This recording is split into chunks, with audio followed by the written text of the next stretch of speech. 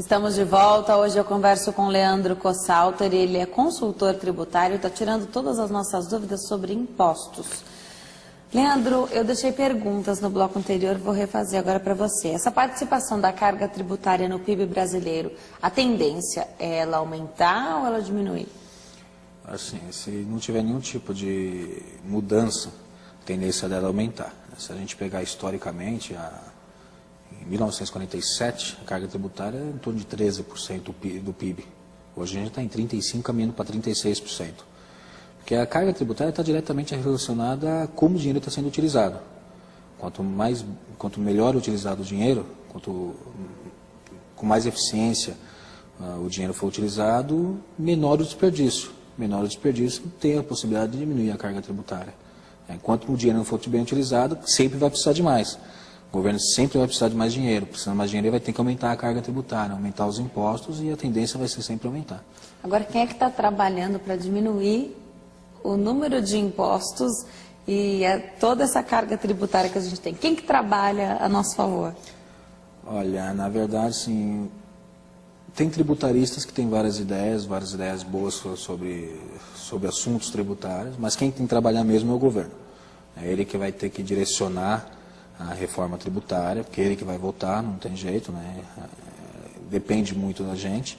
Ele que vai ter que estudar como investir o dinheiro, onde gastar, como gastar, né, para poder estudar uma diminuição da carga tributária. Porque hoje em dia o que acontece? Hoje em dia às vezes a gente diminui o imposto, o imposto num certo produto, mas aí o governo usa uma regra de compensação. Ele diminui de um lado, mas aumenta do outro. Né? Recentemente a gente vai diminuir impostos na folha, sobre a folha para a indústria têxtil. Né? Diminuiu de um lado, mas aumentou o imposto de cigarro.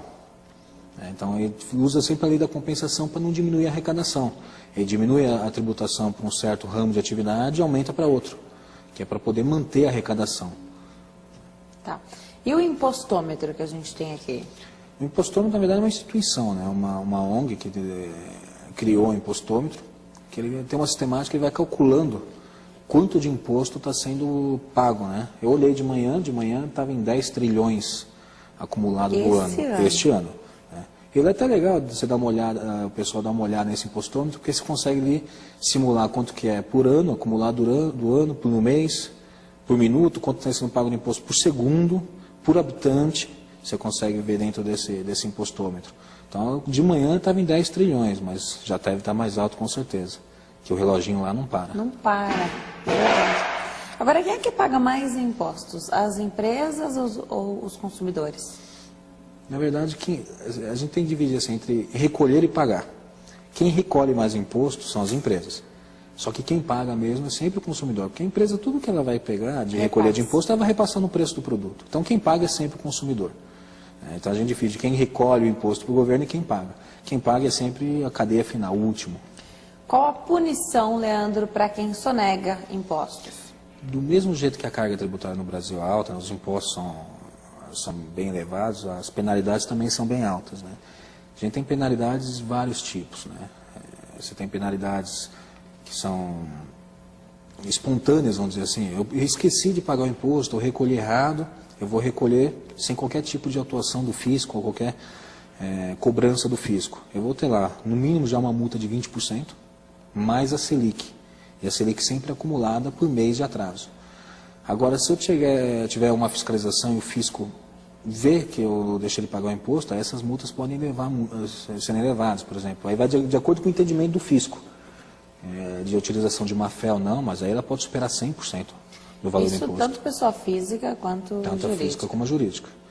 Tanto a física como a jurídica. Vai um pouco da interpretação do fisco. Se ele interpretar que foi utilizada a má-fé, as multas são sempre majoradas. Você falou da Selic. O que é a taxa Selic? A Selic é a taxa de juros. Né? A taxa de juros, que é aquela que todo mundo vai ouvir. O Banco Central aumentou a taxa de juros, o Banco Central diminuiu a taxa de juros. Seria os juros no Brasil, né? O juros real. Que o juros real seria a Selic menos inflação. Inflação seria o juros real do Brasil. A Selic é a taxa de juros, vamos dizer assim, a taxa de juros padrão para o governo. Né? Que é muito alta aqui no Brasil, né? Que é muito alta no Brasil.